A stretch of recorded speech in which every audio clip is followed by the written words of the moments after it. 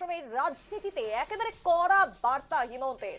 মন্ত্রিত্বের স্বপ্ন বলে 2029 লোকসভা ভোটের প্রস্তুতিতে এনডিএ বিধায়কদের নামার নির্দেশ রাজ্যের মুখ্যমন্ত্রীর। অসমে তৃতীয়বারের জন্য এনডিএ সরকার ক্ষমতায় আসতেই বিধায়কদের নিয়ে বৈঠকে কড়া বার্তা মুখ্যমন্ত্রী হিমন্ত বিশ্ব শর্মার, যে বার্তা স্পষ্ট করছে অসমে HBS 2.2 মানে প্রশাসন থেকে শুরু করে দলে এক স্বচ্ছতার প্রতীক।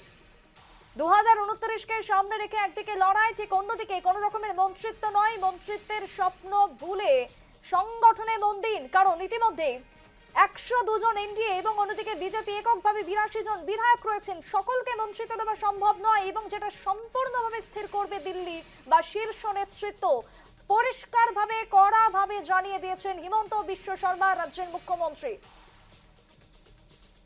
যে খবরের দিকে এই মুহূর্তে নজর রাখছে, এই মুহূর্তে একটি আরো বড় খবর অসমের জন্য, অসমের রাজনীতিতে এক প্রকার বড় খবরের দিকে আমরা নজর রাখছি, যেখানে ঘুষ নিলে কোন রকম ভাবে রেহাই নেই। এমএলএদের কড়া বার্তা, পিএ হোক বা তাদের ঘনিষ্ঠ হোক, তাদের উপরে নজর রাখুন। 1000 টাকাও যদি কেউ ঘুষ নেয় তাহলে সমস্যায় পড়তে পারেন, খোদ বিধায়করা সমস্যায় পড়বেন। এমএলএদের কড়া বার্তা, এক প্রকার পিএ বা ঘনিষ্ঠদের উপরে নজর রাখতে জানিয়ে দিয়েছেন মন্ত্রী। মুখ্যমন্ত্রীর এই নির্দেশ ইতিমধ্যেই আমি আরো বিস্তারিতভাবে জানবো। টেলিফোন লাইনে জুড়ে গেছে তন্ময়, রয়েছে এই মুহূর্তে। তন্ময়, রাজ্যের একেবারে বড় খবর এই মুহূর্তে, নিউজলাইভ বাংলা একেবারে এক্সক্লুসিভ বিগ ব্রেকিং বলা চলে। ঘুষ নিলে কোন রকমের রেহাই নেই, অসমের রাজনীতিতে একেবারে কড়া মেসেজ হিমন্ত বিশ্ব শর্মার। তন্ময়, কি জানতে পারছো?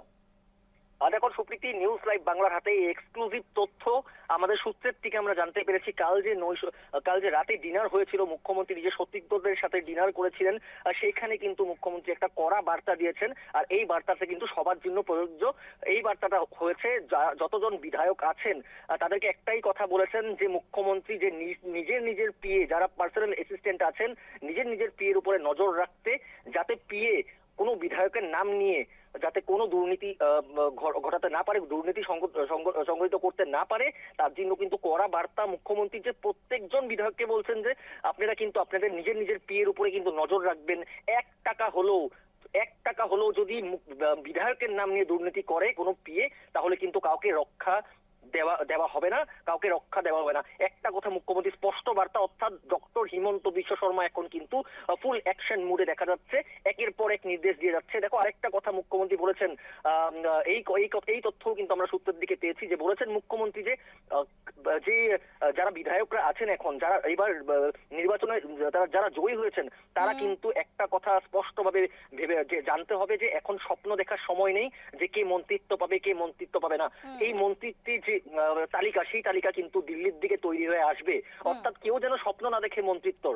আর আরেকটা কথা দেখো, এর আগের দিন বলেছিলেন মুখ্যমন্ত্রী যে এখন আমাদের কাজ, এখন প্রত্যেকজন বিধায়কের কাজ ময়দানে নামতে হবে, কারণ 29-এ কিন্তু লোকসভা নির্বাচন। তাই এখন দিকে কিন্তু প্রত্যেকজন বিধায়ককে নির্দেশ দিয়েছেন যে নিজের কেন্দ্রে গিয়ে এখন দিকে ময়দানে নামতে হবে, যাতে আমরা আমাদের যে বিশ্বাস, যে জনতার যে আমাদের প্রতি বিশ্বাস, সেই বিশ্বাসটা যেন আমরা, যে আশা প্রত্যাশা, সেগুলো যেন আমরা পূরণ করতে পারি। অর্থাৎ দেখো, মুখ্যমন্ত্রী এখন ফুল অ্যাকশন মোডে আছে।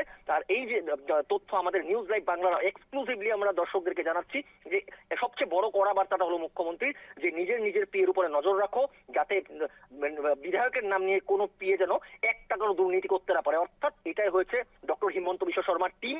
আর এই টিম নিয়ে কিন্তু মুখ্যমন্ত্রী আর 5 বছর তিনি কিন্তু এইভাবে এগিয়ে যাবেন, অসমকেও এগিয়ে নেবেন। এখন এই বার্তাটার পর দেখা যাবে সুপ্রীতি, যে বিধায়কদের আচরণ বা বিধায়কদের পিএর আচরণগুলো কিন্তু আমরা পরবর্তী সময় জানতে পারবো। কিন্তু এই মুহূর্তে মুখ্যমন্ত্রীর নির্দেশ কিন্তু পালন করতে বাধ্য হচ্ছেন এক একজন বিধায়ক। সুপ্রীতি, শুধু তাই নয় তন্ময়, আরো একটি বিষয়, ইতিমধ্যে একদিকে যেরকম দুর্নীতিতে কোন রকম ভাবে আপোষ নয়, আমরা যে কথা বলছি, কারণ মুখ্যমন্ত্রী তিনি স্পষ্টভাবে জানিয়ে দিয়েছেন যে মন্ত্রী হওয়ার স্বপ্ন যেন কেউ না দেখেন। যেমনটা তুমি বলছিলে যে গ্রাউন্ড জিরোতে মন দিন এবং জনগণের কাজ করুন, সেটাই এক প্রকার তিনি বার্তা দিয়েছেন এবং স্পষ্ট করে দিয়েছেন প্রত্যেক বিধায়কের কাছে। ঠিক অন্যদিকে তন্ময়, এই যে 102 বিধায়ক রয়েছেন এনডিএর আমলে, সেই জায়গাতে দাঁড়িয়ে যাদের পিএরা রয়েছে বা আত্মসহায়করা রয়েছে বা ঘনিষ্ঠরা যারা রয়েছে, তাদের ক্ষেত্রে ঘুষ নেওয়ার ক্ষেত্রেও কিন্তু একটা বড়সড় বার্তা দিয়েছেন, যে যদি 1000 টাকাও কেউ নিয়ে থাকে কোনোভাবে কারোর কথা বলে, সেক্ষেত্রেও কিন্তু কড়াকড়ি হবে হিমন্ত বিশ্ব শর্মা 2.0। তন্ময়, একদম দেখো, এর আগে আমরা দেখেছিলাম কিছু কিছু জায়গায় কিন্তু কিছু কিছু বিধায়কের পিএ কিন্তু বিভিন্ন ধরনের দুর্নীতিতে লিপ্ত ছিল। তেমনও দেখা গেছিল অনেক পিএর থেকে কিন্তু অনেক কিছু বাজেয়াপ্ত হয়েছিল। আর তার জন্যই কিন্তু ডক্টর হিমন্ত বিশ্ব শর্মা, দেখো ওনার প্রতি কিন্তু অসমের জনগণের একটা আশা প্রত্যাশা আছে। কারণ মুখ্যমন্ত্রীকে সবাই ভালোবাসেন, মুখ্যমন্ত্রীকে কিছু হলেই মুখ্যমন্ত্রীর কাছে দৌড়িয়ে যান, অর্থাৎ নিজে এক রাজ্যের মুখ্যমন্ত্রী বলে ভাবে না, নিজের পরিবারের সদস্য বলে ভাবে। আর তাই মুখ্যমন্ত্রী এই যে জনগণের ভালোবাসা, আমি তোমাকে বললাম জনগণের ভালোবাসা, জনগণের প্রত্যাশা, এই সবকিছু মাথায় রেখে মুখ্যমন্ত্রী কিন্তু একটা খুব সুন্দর একটা যে ডিসিশন বলতে পারি, একটা খুব সুন্দর ডিসিশন নিয়েছে, একটা খুব সুন্দর কড়া বার্তা দিয়েছে। প্রত্যেকজন বিধায়ককে বলেছে সুপ্রীতি, কাল প্রত্যেকজন বিধায়ককে বলেছেন যে আপনারা কিন্তু এখন দিকেই আপনাদের পিএর উপরে নজর রাখুন, আপনাদের নাম নিয়ে যেন পিএ কারোর থেকে কোনো তোলাবাজি বা অন্য অন্য যে দুর্নীতি সেগুলো যেন ঘটাতে না পারে। আর যদি 1,000 টাকাও নেই, 1 টাকাও নেই, তাদের বিরুদ্ধে কিন্তু ব্যবস্থা নেওয়া হবে, কাউকে রক্ষা দেওয়া হবে না। অর্থাৎ দেখো সুপ্রীতি, এই রাজ্যের মুখ্যমন্ত্রী যেই একের পর এক কড়া নির্দেশ দিচ্ছেন, তাহলে ভাবো তুমি মুখ্যমন্ত্রী এই সামনের 5 বছর তাহলে অসমকে কোথায় নিতে চলছে। অর্থাৎ এটা স্পষ্ট বার্তা মুখ্যমন্ত্রীর, আর মুখ্যমন্ত্রীর বার্তা কিন্তু পালন করতে আমি কথা বলেছিলাম, আমি আমার সূত্রের সঙ্গে আমি কথা বলেছিলাম, আমি 2-3 জন বিধায়কের সাথেও কথা বলার চেষ্টা করেছিলাম। আমি সবাই কিন্তু একটাই কথা বলছে যে মুখ্যমন্ত্রী যেই অ্যাকশন মোডে শুরু করেছে নিজের কাজকর্ম, সেই কাজকর্ম কিন্তু অসম দেখো আরো 5 বছরে কোথায় যায় সেটা কিন্তু পৃথিবীর প্রত্যেকজন লোক দেখবে।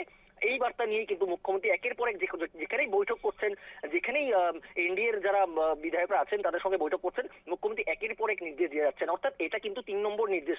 প্রথম দিয়েছিল তোমার যে লোকসভার জন্য এখন দিকেই প্রস্তুতি করতে হবে, এখন দিকে ময়দানে নামতে হবে।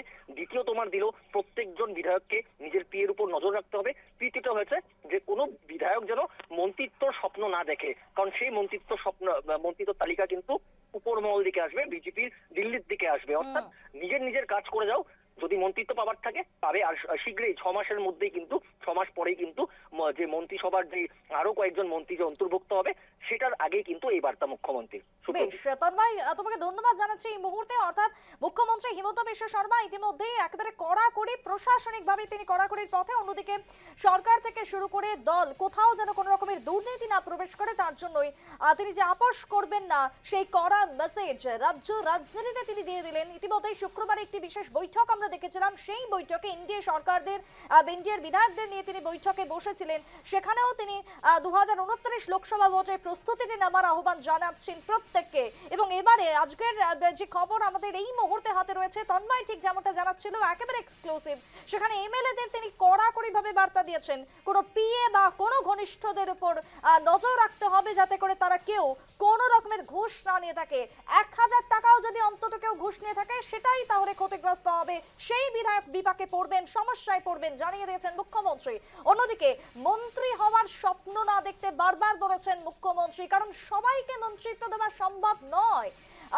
এবং মন্ত্রী কারা কারা হবেন সেটা সবটাই স্থির করবে দিল্লির নেতৃত্ব, শীর্ষ নেতৃত্ব। তাই মন্ত্রী হওয়ার স্বপ্ন না দেখে প্রত্যেককে কাজে মন দেওয়ার, স্থানীয় এলাকা, জনগণ, উপরন্তু রাজ্যবাসীর জন্য মন দেওয়ার আহ্বান, বিশেষ করে কড়া মেসেজ মুখ্যমন্ত্রী হিমন্ত বিশ্ব শর্মার।